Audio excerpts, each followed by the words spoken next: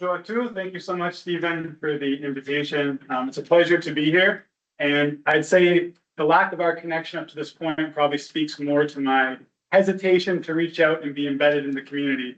But I'd say the foundational work here at Sherbrooke has not just set the stage for my work itself, but has really inspired my understanding of how we can apply ketones and other energetic stressors like exercise for brain health and aging. So given this is my first time connecting with this group, second. Just the down. Oh, there we go. All right. I want to give you a taste of what my lab looks like. I started my position at McMaster in July 2020, which is a perfect time to be a human physiologist because we were locked down and you're absolutely not going to be getting up close and personal with somebody, especially if they're doing exercise where you're breathing heavy and exchanging all sorts of airborne viruses. So my lab really got set up in 2021, and we do a number of different assessments to look at brain vasculature, cognitive function, and peripheral cardiometabolic function. So just an example here, we use duplex ultrasound of the neck to look at the internal carotid and vertebral arteries to get a sense of bulk blood flow to the brain. We also use a method called transcranial Doppler ultrasound, which allows us to look at the velocity of blood going through intracranial arteries like the middle cerebral artery. And it allows us to do manipulations like exercise and get real-time brain blood flow measures. We are also running, as Stephen said, some clinical trials in older adults with subjective cognitive impairment. And we've set up protocols at the MRI at McMaster to look at functional brain indices. And in this case, students Aiden Rourke and postdoc Ethan Daniele are doing a task called cerebral vascular reactivity to carbon dioxide. Essentially, a participant will be breathing 5% carbon dioxide provided through this Douglas bag.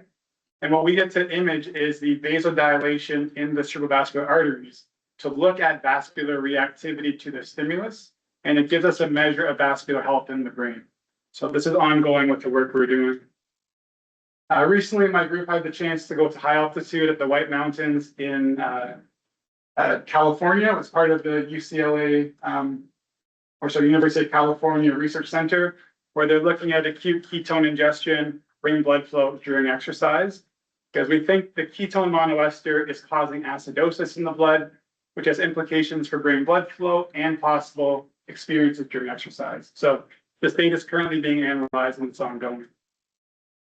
The lab is growing and we're getting set up, and I'm getting younger and younger participants wanting to pilot our work and be involved, so it's fantastic. The most recent participant of ours is on the research bike. Give him a scholarship. I don't know, his grades aren't that high. The ketone levels in the brain maybe, but he will not be doing AB difference studies, I'll tell you that. But he's also reading the literature and doing his best to get caught up. So Stephen got to meet him last night very briefly via FaceTime. And yeah, it's a real pleasure to try to navigate being a parent and a researcher at the same time. So today the title of my talk is Building Better Brains. And as Stephen points out yesterday, the acronym could be BBB, just like blood-brain barrier. I'm going to do kind of a hard pivot after part one. So part one is looking at how exercise affects the brain. And then we're going to be looking at the cerebral energy crisis and aging, which I think has been nicely set up by the previous talks. And then I want to highlight some of the work I've been doing using exogenous ketone supplements with a focus on brain blood flow, cognition, and BDNF. So if we're talking about building better brains, the question is, what ingredients go into building a better brain? I think there's probably all of the factors that we can think of, but we can't choose our parents, we can't choose our genetic makeup. We're kind of hardwired in that regard, but our behavior, especially as we go through life, can really shape the trajectory of our brain health. And because we can control these behaviors, I think we need to optimize and promote them. So physical activity, cognitive stimulation, healthy diet, asterisks, ketones, social engagement, and stress and sleep are all essential parts of this. Another huge piece is reducing our cardiometabolic risk. So we can build the brain, but also we can prevent the factors that are going to cause damage and neurodegeneration. So if I give you a recipe, I would say we want to reduce cardiometabolic risk factors like hypertension, type 2 diabetes, and obesity. We want to build neural reserve. So if you think of the analogy of a big, strong muscle, I've got Alexi for this, we also want to build a big, strong brain. And the way we do that is through activity and experience and repetitive challenge of the brain in a positive way. And then finally, we need to fuel this engine with substrate that the brain is going to want. So we talk about cardiometabolic risk factors to dementia. We know that hypertension, diabetes, obesity, physical inactivity, and other factors impair our cerebral vasculature and brain blood flow. It impairs glucose metabolism, increases insulin resistance in the brain, increases inflammation and oxidative stress. And it also reduces the growth factors that are essential for maintaining and building these networks in our brain. So if we can target these underlying cardiometabolic risk factors, we can stop these negative processes from happening. The next piece is building neural reserve. And this is where I get really excited about exercise as an evolutionary driver of brain health. So I ask my students all the time, why did the brain evolve? We have examples of other organisms that have survived for millions of years, like plants and single-celled organisms that don't have brains and don't require complex movements. But there's good evidence that the brain that we have now evolved to facilitate complex movements. And because of that, our movement is both a physical stressor and a cognitive stressor. If you think about moving about the environment, it requires spatial updating, sensory input, and decision making. So the adaptation to the stressor is brain plasticity, building bigger, stronger, more efficient brains. And here's the key part, in my opinion. This is driven by experience dependence. So it's functional reorganization and growth of this tissue with experience. Anyone here has learned, I learned French when I was in grade school living in Ottawa, and that's long gone because I don't speak and practice it anymore. So those pathways that were experience dependent are no longer really reinforced. Getting back into that and practicing those pathways will reinforce them and become stronger and create that pathway. So neurons that fire together are going to functionally wire together. And I think of brain plasticity as the substrate for cognition and brain health and for resilience against neurodegeneration. So if we can promote brain plasticity as an outcome, we can help to alleviate the burden of brain aging, but also make a stronger organism. So the question becomes, how does exercise or experience stimulate brain plasticity? And there are a number of factors, but I'm going to focus in on one that's called brain-derived neurotrophic factor, or BDNF. It's been called miracle growth for the brain, but in truth, it could be called anywhere-derived factor because it is produced by immune cells, skeletal muscle, it's produced by vascular cells, and it plays a real role in growth and repair. So I'm going to give you a pretty extensive breakdown of how BDNF is both neurotrophic, acting on the brain, and metabotrophic, acting on our metabolism.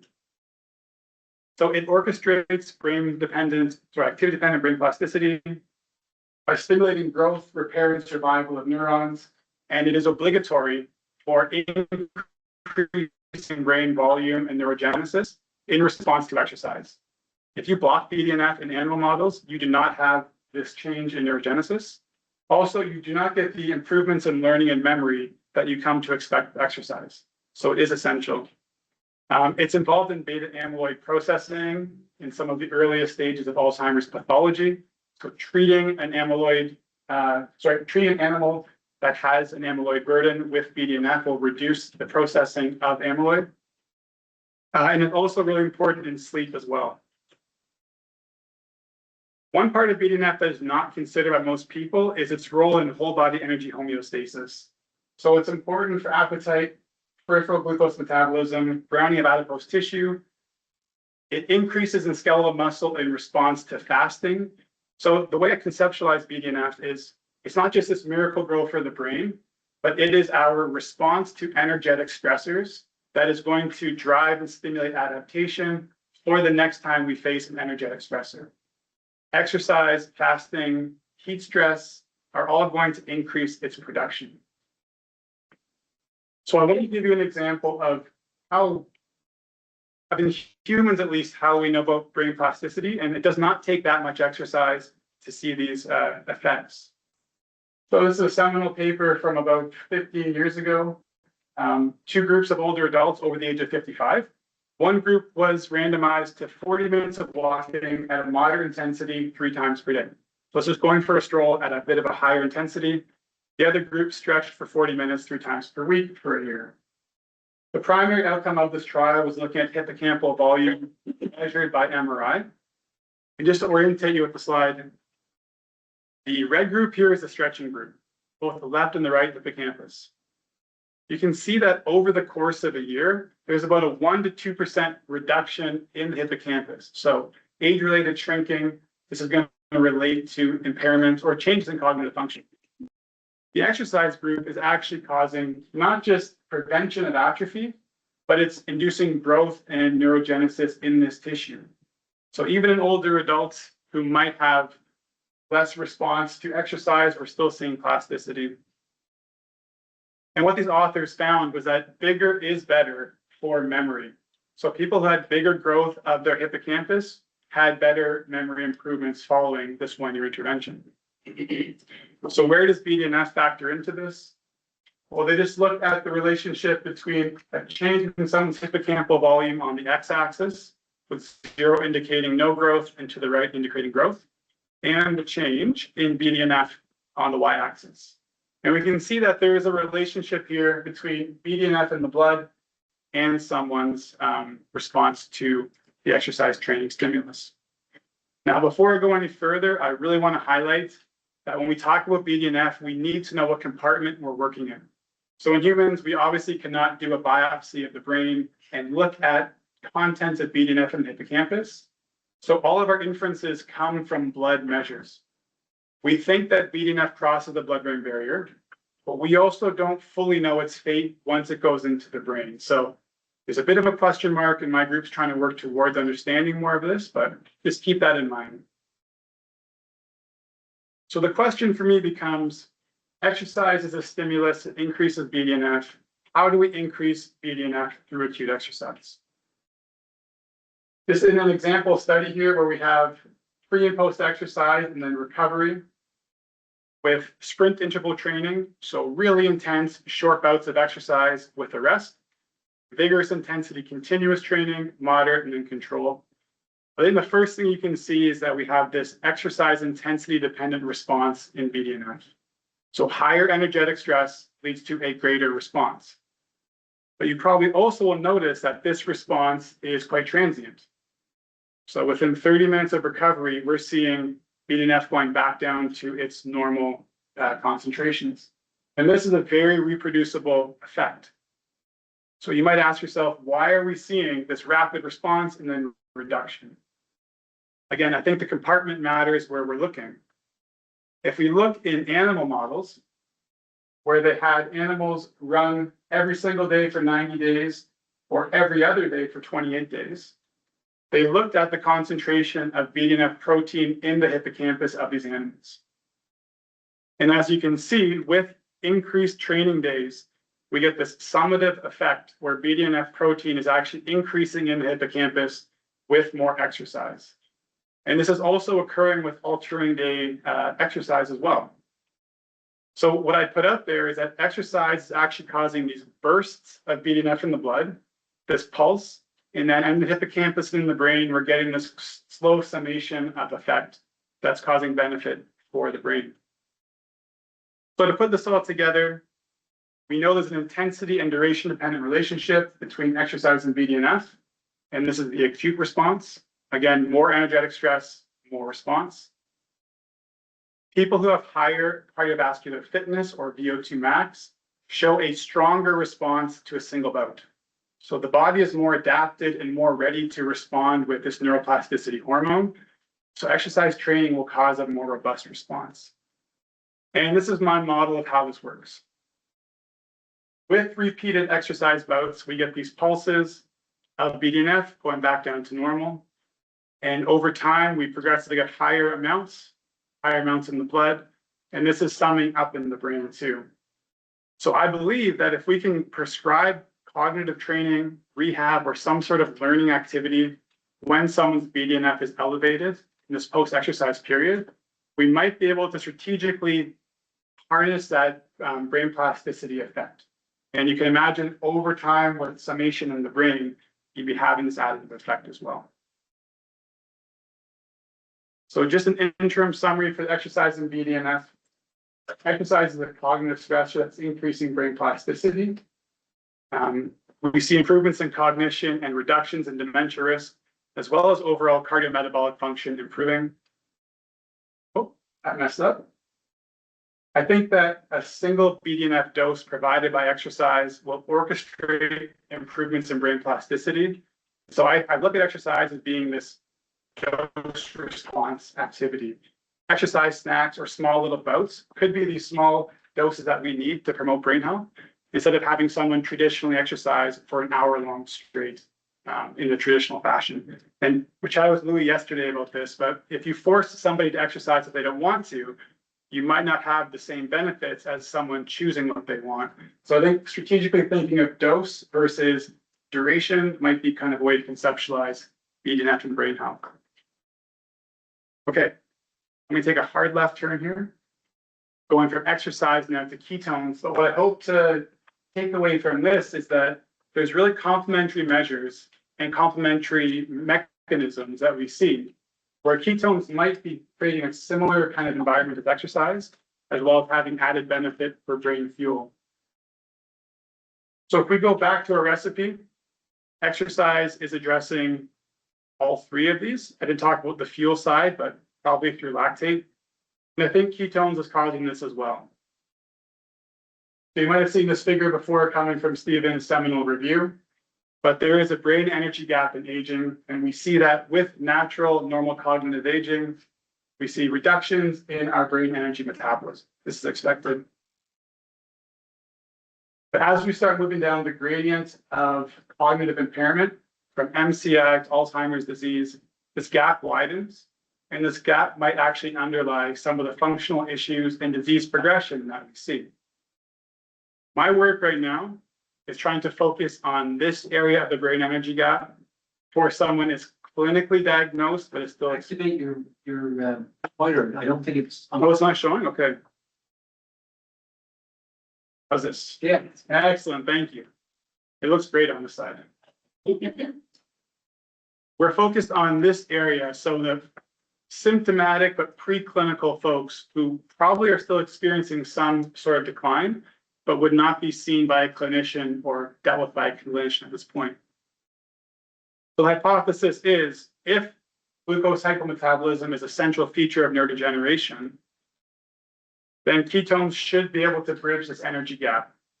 And we've seen this figure a couple of times now, but we know that there's this gradient response where with normal cognition, MCI, and Alzheimer's disease, glucose metabolism is profoundly impacted in that there's still a preserved capacity to take up ketones when they're in the blood. And I think as Maggie pointed out, there seems to be some hypercompensation, especially in these areas that are showing the greatest deficits in glucose for ketone uptake. And then as Stephen nicely pointed out, when we have elevated plasma ketone bodies, we see corresponding increases in uptake and metabolism in the brain. So again, this stands to reason that if we can increase plasma ketone bodies, we'll have a corresponding increase in brain uptake. So this is the metabolism side. The group from Denmark, led by Mads Spark, did infusion of beta-hydroxybutyrate over a 3-hour period, and they looked at glucose metabolism with PET imaging, as well as brain blood flow. So they found a 14% reduction in glucose metabolism following acute infusion of ketones, but there was no change in overall brain metabolism. So this is suggesting that there is a switching of fuel utilization, and this is being taken care of by the ketones themselves. Part that gets me excited, especially as it's just messed up. Someone interested in brain vasculature, is that during this infusion, there is a 30% increase in global brain blood flow. So these are normal, cognitively normal, healthy older adults. There is no apparent deficit, but acute infusion of ketones is causing this big hyperemic response in the brain. There's a potential reason that could be because of redox differences in the brain, changing neurovascular coupling. so neuronal activity to brain blood flow responses. Ketones might also be vasodilatory, so causing relaxation of these vessels. Or it could be that there's a change in energy utilization causing more brain blood flow. But in my opinion, these are two seminal figures showing that we can change brain metabolism with acute ketone dosing and also increase brain blood flow, both of which are therapeutic targets for addressing brain health and aging. And a recent paper came out suggesting that there's a critical window in our aging process where metabolic interventions would be most efficacious. So they looked at data from a number of big data sets, and they put together this fMRI-based metric called brain network instability. A higher number means worse brain health and less connected brain health. And what they found was during aging, there's two main inflection points where we see brain health become progressively worse in a non-linear fashion. So the first inflection point is at about 44 years old, and the second is at about 67 years old. When they looked at what's underlying these inflection points, they found that for the younger 44-year-olds, having higher glucose A1C was the main driver. So the presence of type 2 diabetes, as well as having high systolic blood pressure or having hypertension. In the older group at the inflection point, they found that hypertension was the main driver, but glucose was still important. So it stands to reason that if we can intervene on people in these earlier time points, so I'll point on mine, earlier time points, when we know these underlying risk factors are present, but before there's neurodegeneration, we could have maximal benefit. And this led me to my postdoc with Dr. John Little at UBC Okanagan. I think John is speaking later this afternoon.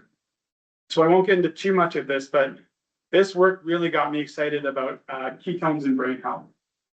So we ran a double-blind intervention with adults with obesity with normal cognition. They did a crossover design, so they maintained their normal diet, which we provided to them for the whole intervention. And they either ingested a ketone monoester 3 times a day, 15 minutes before each meal of the day, or they ingested a placebo supplement 3 times a day in the same fashion. Just to give you a quick overview of what our participants looked like, there were 14, 10 of which were females, with a body mass index of nearly 34. They had elevated systolic blood pressure, but otherwise normal glucose. And we assessed a number of outcomes, including cardiometabolic health, vascular function, brain blood flow, cognition, and immunity. So we had a big group of, a big host of outcomes here, and a lot were just exploratory to see what would happen to brain health. I'll first share the primary outcome of the trial, which John might speak more to in his talk. But we looked at glucose postprandially, so after a meal, using continuous glucose monitoring. The hypothesis was that if you ingest a ketone before a meal, it's going to reduce hepatic glucose output, and it's going to lower somebody's glucose area under the curve following a meal, and it might lead to better glucose control. And sure enough, we found an 8% reduction in someone's 2-hour postprandial glucose, as well as reductions in their 24-hour glucose following ketone supplementation. So this could be addressing these key cardiometabolic risk factors in people with obesity. We also did a test of peripheral vascular function using a test called FMD, or flow-mediated dilation. Essentially, you have people have a cuff around their arm with an ultrasound probe on the brachial artery. You inflate that cuff for 5 minutes, so you create ischemia in the muscle. You release the cuff, and you watch how the blood flow and the artery respond to that reperfusion. We think that having a bigger response and more dilation is linked to better arterial health, including coronary artery health, and it reflects nitric oxide mediated dilation. So in response to this short-term ketone intervention, we found that there's a significant improvement in this vascular function outcome. So we're seeing improvements in peripheral vascular health following this intervention. Finally, as it relates to the brain outcomes, working with Dr. Hannah Caldwell, we looked at brain blood flow using this duplex ultrasound approach. We're only able to collect this outcome in 9 participants because it's tough to image the neck in some adults with obesity. But we observed that there is increased blood flow going to the brain in both the common carotid and the vertebral arteries. We also found that participants significantly improved their cognitive performance on a multi-domain test of working memory, processing speed, and attention. And I think what was exciting pilot data or proof of concept for us was that there's a significant relationship between the increase in someone's brain blood flow and their response on the cognitive tasks. So maybe these improvements in perfusion to the brain are leading to improvements in cognitive performance. And this has since been replicated by a ketogenic diet study coming out of Denmark, where adults with obesity undertook a ketogenic diet for 3 weeks or normal diet in a crossover fashion. Using PET imaging, this group found increases in brain blood flow compared to standard diet. And they found that there's a significant relationship between someone's plasma ketone levels and their response in CBF following the intervention. Now, this group also looked at the response of BDNF, and they found there are significant increases in circulating BDNF after this intervention. So looking at the sum of this work, it seems like ketone, or at least ketogenic diets, are presenting a pro-brain, pro-neurogenic environment in a risk factor group. So this group found increases in BDNF, whereas our group found no changes in response to 14 days of ketone supplementation. I think one thing that's really important to consider when we're looking at these two data sets is that BDNF was measured in this ketone group while BHB was still elevated. It was following an overnight fast, but because they've been on a ketogenic diet for so long, BHB was still elevated, whereas our group did not have increased BHB. So what I think is going on here is that BHB per se is having an increase on ketones, and we have some data to support that as well.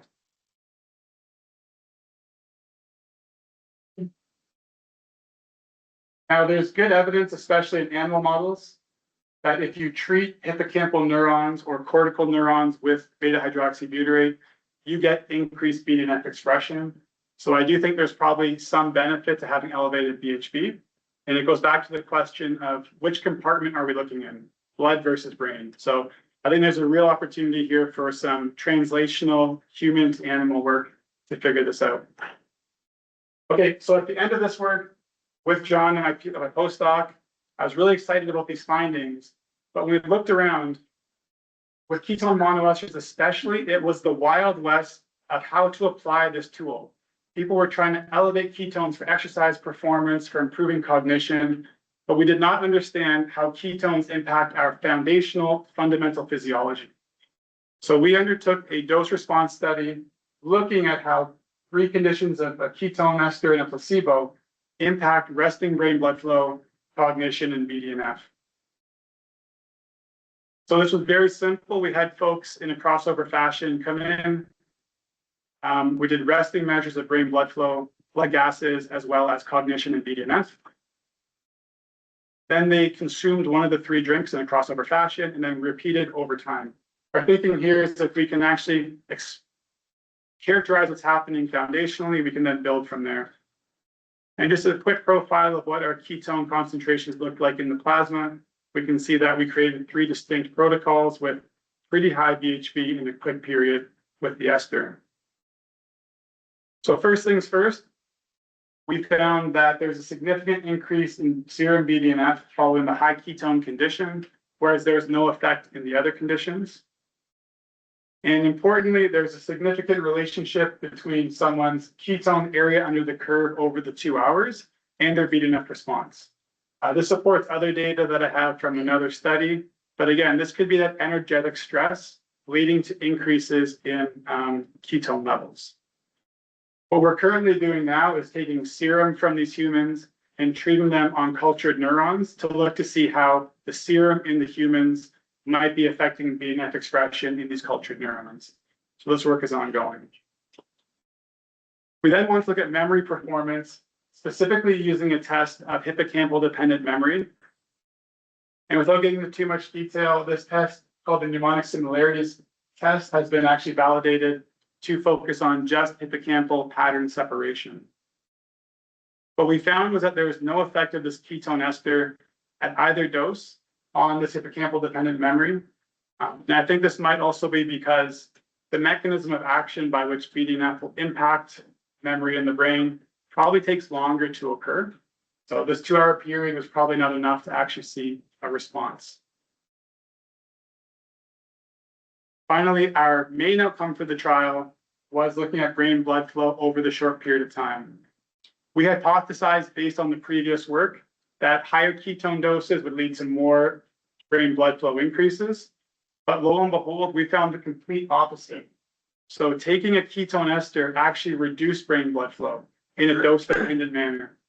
And you can see that at 120 minutes, the high ketone group is showing more decrease, whereas the low ketone group is showing a bit of stability.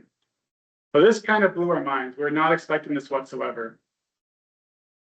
When we look at the relationship between someone's peak beta hydroxybutyrate and their brain blood flow, we see significant correlations in a negative direction, where having higher ketones is leading to more reductions in brain blood flow.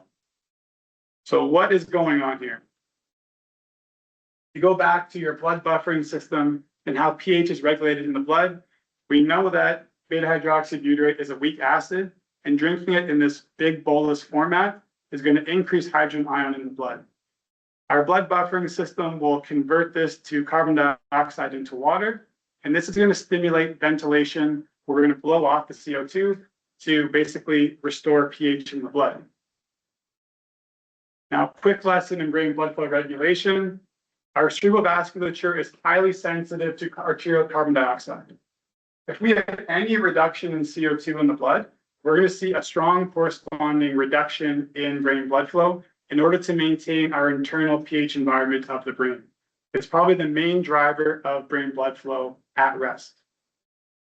And lo and behold, when we look at someone's change in their end-tidal CO2, which is an approximation of arterial CO2, there's a strong relationship between the change in beta hydroxybutyrate and the CO2. So in my mind, this is just a regulation concern. We found no issues with cognition, but still something to pay attention to. So just a quick summary of this. Is this good, bad? Does this mean anything? I think the mode of delivery, whether it be infusion with an alkaline hypertonic infusion versus ketone monoester, matter. We're looking at the acute response, which might be a stressor acutely, but long-term could show benefits. And I think our 14-day trial might suggest there's some beneficial effects here, but really this needs more exploration. I'll just put it out there that exercise causes a similar change in brain blood flow at higher intensities because we are blowing off more carbon dioxide as we exercise. So this could just be an acute stress that is not detrimental to our health. And then I think we need to understand sex differences and individual responses going forward. Okay, in the last few minutes, I just want to share some pilot data that we have been accumulating. That's in preparation right now. This is funded by the Alzheimer's Society of our local chapter. Going back to this question of the brain energy crisis, we wanted to focus on adults who have subjective cognitive decline. So these are folks who report changes in cognition, but if they go to a memory clinic, they would be deemed normal. And we think that there is underlying hypometabolism and reductions in CBF. And there's studies that show this too. So we recruited 23 participants. You can see here their MoCA is within the normal range. So it's above 26, which is our cutoff. And they're all about 66 years old. We had two conditions where we fed them either a ketone dose or a calorie-free placebo. And we did a post-testing condition only. So we did fMRI of the default mode network. We looked at surrogates for brain metabolism and brain blood flow and cognitive performance. So participants ingested their ketone drink and then went into the fMRI 30 minutes later to look at these outcomes. Just to give you a sense of what the exposure looked like, after 30 minutes of ingestion of this dose, people were about 3 millimolar of beta hydroxybutyrate. This is when they entered the scanner. And then when they exited the scanner 30 minutes later, concentrations were still about the same.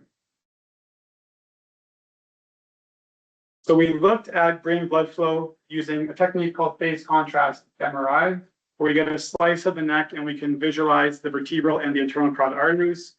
And then we get a beat by beat waveform of the velocity going through that vessel, giving us bulk brain blood flow. We were able to more or less confirm and recapitulate our findings from young adults, and that's the ketone ingestion does lower brain blood flow in this acute fashion. So it's about 9%. So probably, again, mediated by carbon dioxide.